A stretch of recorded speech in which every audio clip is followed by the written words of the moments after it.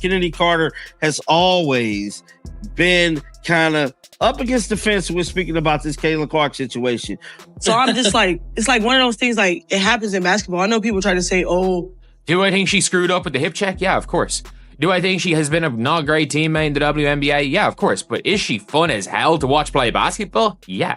Just 2 minutes ago, the sports world was rocked again. Kennedy Carter has finally spoken out about her now infamous hit on Caitlin Clark. But instead of taking responsibility for what millions saw as a clear cheap shot, she tried to defend it.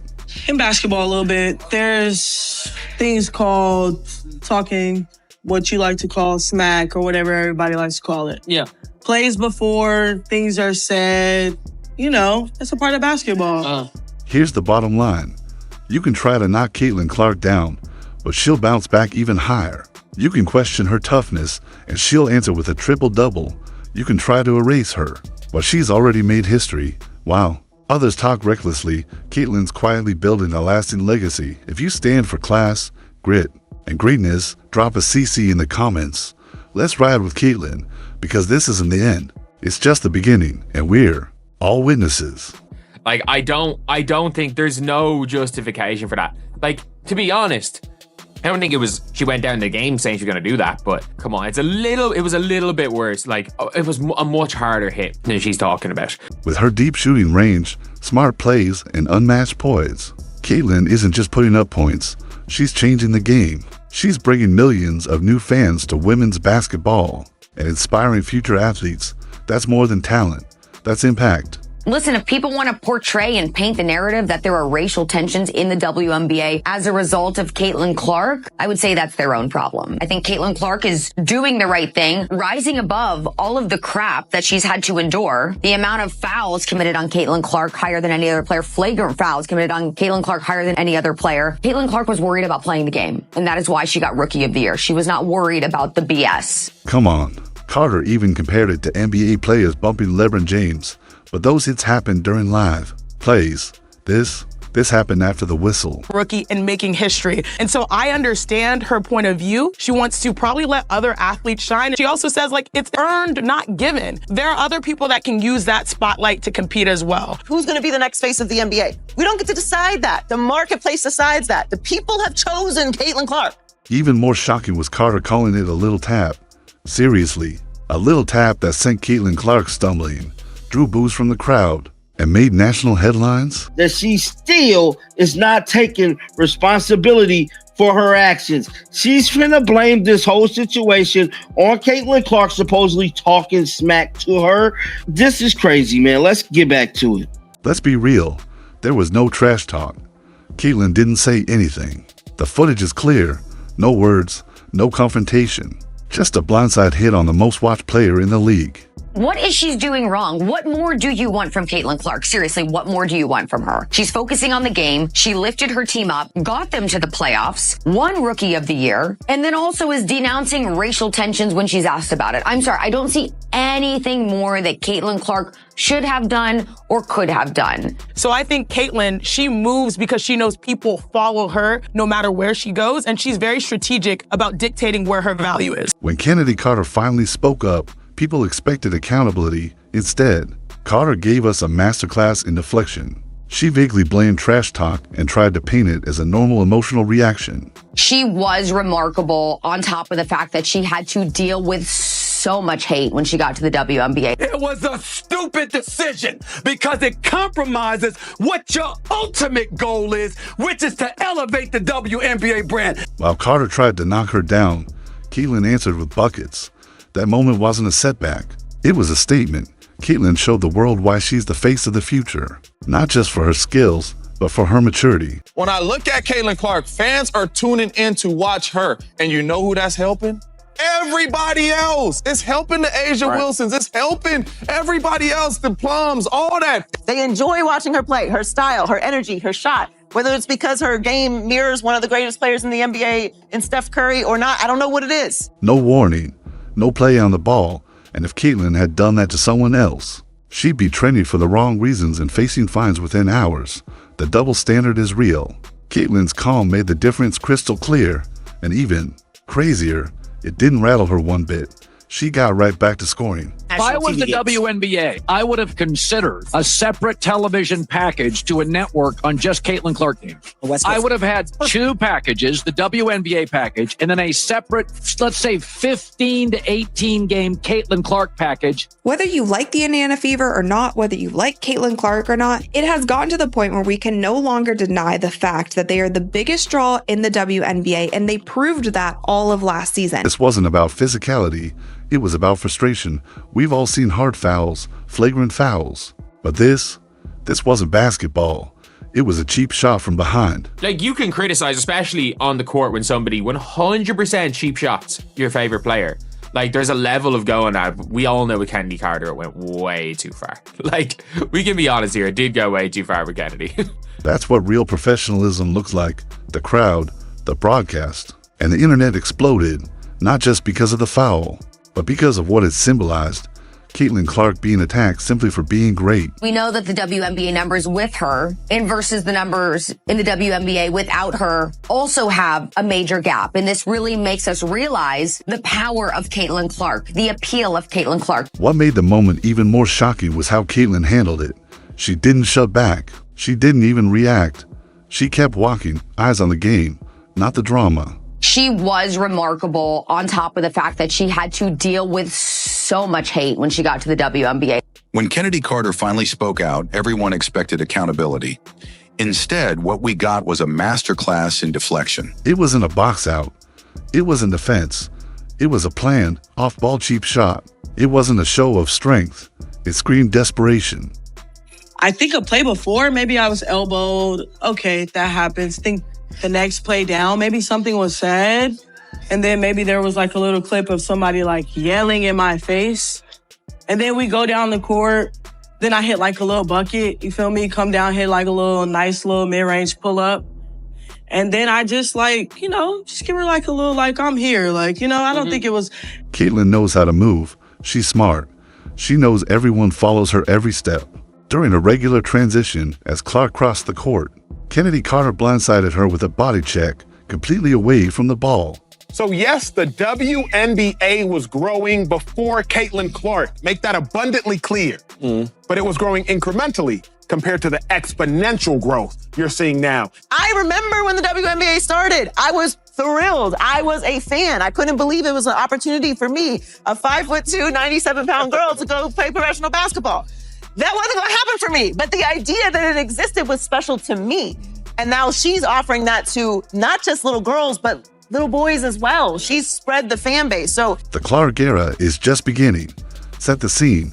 Caitlin Clark, the most hyped rookie in years, doing what she always does, torching defenses and stealing the spotlight. Do you watch every game, every single game, to see if you can find any deflects in my game? And it's really nothing that you probably could say too much about. So then you have trolls, and that's why I said they're gonna be around regardless.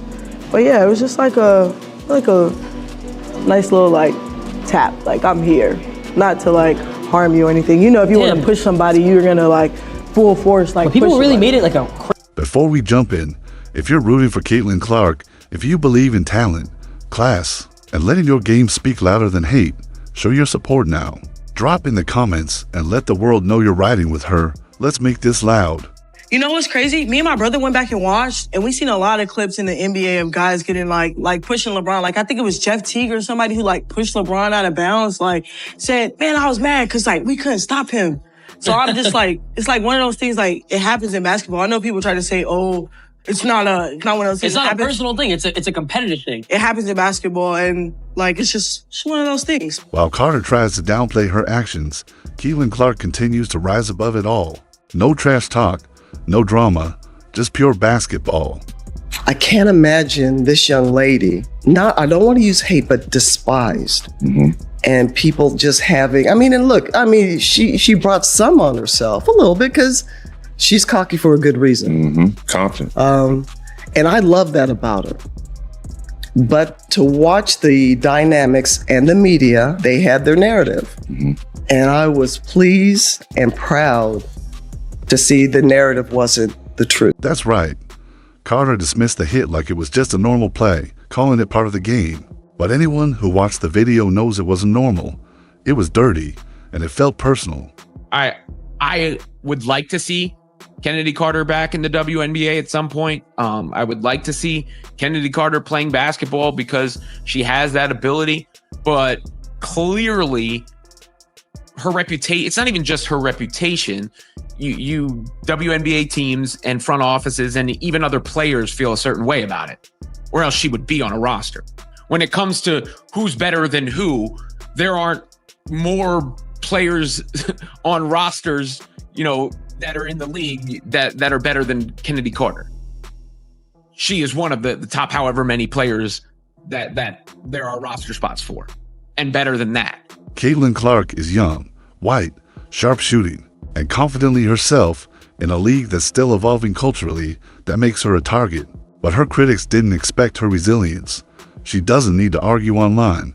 Her game and the scoreboard say it all. Every foul, every shove, every headline just fuels her more. She's not just surviving, she's taking over. Caitlin Clark is the GOAT. She signed my jersey. So happy, I'm crying. I'm so happy. This is the best day ever. Caitlin Clark effect seems to be crazier than year one. I love watching her score and just everything about her. They went the extra mile just to watch her play here. This is great news for women's basketball. Period. She just brings so much passion to the game, and look at all these people that just want to come and see her. It is no secret that the Indiana Fever are the most popular team in the WNBA. It is good for the entire WNBA. Meanwhile, Carter's excuses and interviews serve as a mirror, showing the difference between leaders and those still figuring it out.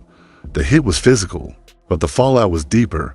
Carter had a chance to own it, to grow, but instead, she chose denial. And honestly, this isn't just about basketball. It's about how we treat greatness, especially when it challenges old ideas. There's so many players who cite you as an inspiration for their games, including Caitlin Clark, who's just absolutely a phenomenon in college. What's that next step like for her? Next steps, gosh, in this generation, right?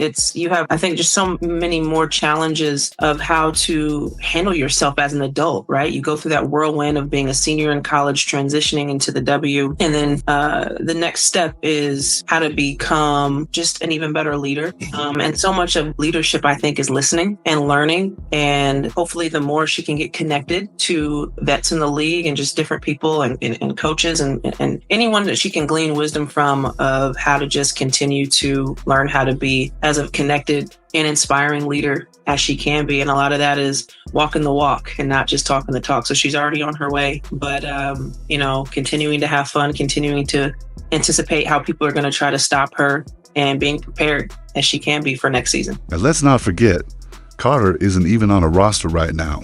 Moments like this are a big reason why. Most points by a point guard in a season in WNBA history. Most double-doubles by a rookie guard in WNBA history. Most points by a rookie in WNBA history. Most assists by a rookie in the history of the WNBA. First WNBA rookie to record 2 triple-doubles. First triple-double by a rookie in WNBA history. First triple-double in Fever history. The first player to be named WNBA Player of the Month and Rookie of the Month in the same month. First player in WNBA history with 20 or more points, 15 or more assists, and 5 or more rebounds in a game. She won Rookie of the Month 4 times. Eastern Conference Player of the Week 3 times, single season rookie record for assists, single season rookie record for 3-pointers, single game record for assists, 19. Franchise record for most double-doubles, 3-pointers, career 10 or more assists in a game. Franchise record for most career 10 or more assists in a game. Fastest WNBA player to reach 100 3-pointers. She did it in 34 games. Most assists by a rookie in a WNBA All-Star game for which she received the most fan votes ever, 700,000 of those. Fastest player to reach 350 points and 150 assists to start a season regardless of years in the league. People will say, pay more attention to the other folks. Like, she couldn't do it herself. Truth is, this wasn't a rivalry. It was a revelation. Carter's hit didn't shake Caitlin. It highlighted her strength. Caitlin Clark is everything the WNBA needs. Talent, leadership, maturity. Carter, she's a warning. It takes more than skills to lead a franchise, and the gap between them is only getting wider. But what they have done to the basketball audience is a travesty, an absolute disgusting travesty. And Steph Curry, I feel sorry for him because they're going to put it all on his shoulders this year. Regular season viewership, it grew by 20% in 2023. It's grown by 180% now, which means it would take another 5 or 6 years to do what Caitlin Clark has done. Caitlin Clark has done is grown the WNBA exponentially. She did in 5 weeks what would have taken 5 years. Meanwhile, Carter's path tells a different story. Despite her scoring talent, she's not on a roster, not because of ability, but because of trust. Teams remember her exits from Atlanta, LA, and Chicago. That little tap she defended. It symbolizes why teams are hesitant to trust her. Ironically, the foul helped Caitlin. It boosted her support, her brand, her legacy. Carter tried to knock her down. Caitlin just kept balling. There is nobody interesting in the WNBA past or present except for Caitlin Clark. They've all shown themselves to be sexist, racist, petty, ridiculous. What is she doing wrong? What more do you want from Caitlin Clark? Seriously, what more do you want from her? It's killing you that a straight white woman has come into the League of Angry Lesbians and dominated everything. By trying to defend the indefensible, Kennedy Carter made one thing clear. This wasn't Caitlin's moment of weakness. It was Carter's moment of exposure. While Carter scrambles for excuses, Caitlin is leveling up every game, proving she's not just the future, she's the now. WNBA's attendance had a record-breaking high in 20 years with a total of 2.3 million fans attending games. You know what the increase was from 2024 to 2023 in attendance? 48%. That's massive. That's the Caitlin Clark effect. Phenomenon, yeah. If Caitlin Clark gets injured, it's over with. Tom. Every single one of you WNBA players, you better pray that Caitlin Clark doesn't get injured because she's keeping your league afloat. This is about more than a cheap foul. It's about maturity, accountability, and how athletes respond to pressure. Caitlin Clark could have clapped back or made drama, but she didn't. She let her game speak. Carter, meanwhile, is saying a lot, but saying nothing. I think that experiencing it, I love Caitlin Clark fans, but Caitlin Clark fans is different. They see square shots in the gang, different. They are very passionate people and they gonna ride or die. Listen, Caitlin Clark is a god to her friends. She does no wrong. Do not play. Do not play with her fans. Let's just say C-Square, I'm happy I'm on the right end of it. We on the right end of the stick, man, because they hate to be. Listen, because they love us right now. But if we go right left, it's over for us. Yeah. Caitlin Clark fans, I love you back, I promise. Please stop. Yeah. Her fan. But the one thing I would say about Caitlin Clark fans that I can't appreciate, they'll go anywhere she go. Oh, they gonna travel. She gonna travel.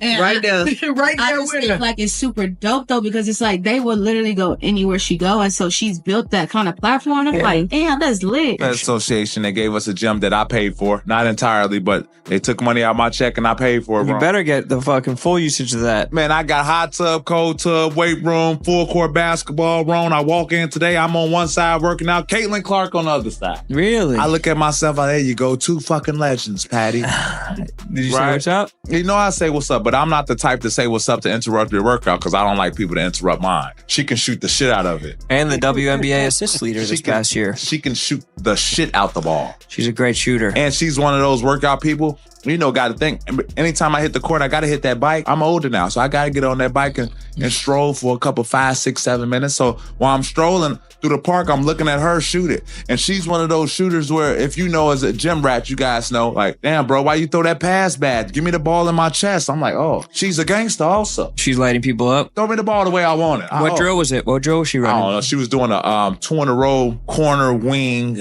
And if you miss, you have to go back to the next spot. And if you missed again, you have to go back to the starting spot. She had a nice drill. I'm literally still in it. That's nice. And she was shooting the shit out of it. Of course she was. Right. So she was shooting the shit out of it. And she's the face of the league. Agreed. She's the face of the league. Agreed. Just have nothing but great things to say about who she is as a person. She's so welcoming and so warm as an individual that she can have a conversation with anybody. She's cut from the same cloth as me in that regard. You know what? Us Midwesterners, we tend to just, accept everybody with open arms. She was so kind to my family and everyone in the suite when she came to KC. So huge fans of Caitlin Clark. There was no ball, no reason, no excuse. Comparing it to regular NBA plays insults everyone who knows the game. Carter tried to spin the story, claiming she was just caught in the heat of the moment, but her tone said it all. She wasn't apologizing. She was just trying to clean it up before WNBA training camp started. There was no ball, no reason, no excuse. Comparing it to regular NBA plays insults everyone who knows the game. Carter tried to spin the story, claiming she was just caught in the heat of the moment, but her tone said it all. She wasn't apologizing. She was just trying to clean it up before WNBA training camp started.